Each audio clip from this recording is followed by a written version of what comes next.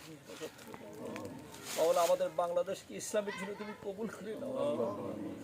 ইসলামের জন্য যত মানুষ জীবন দিয়েছে মাওলা, তুমি তাদেরকে ক্ষমা করে দিও মাওলা।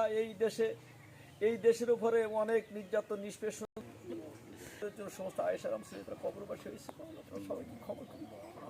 আমাদের জীবনের যত জানা অজানা মাওলা, যত অপরাধ আছে মাওলা, তুমি ক্ষমা করে দিও মাওলা। মাওলা আমাদের তামাম জিন্দিগির গুনাহকে ক্ষমা করে দিও। তাই মাওলা তোমার কাছে আবার আরজ করি মাওলা, যে কবরস্থানে দাঁড়িয়ে তোমাদের হাত তুলেছি মাওলা, আমার শিক্ষক মাওলা আমাকে পড়াশোনা করে অনেক সাহায্য সহযোগিতা করেছে মাওলা।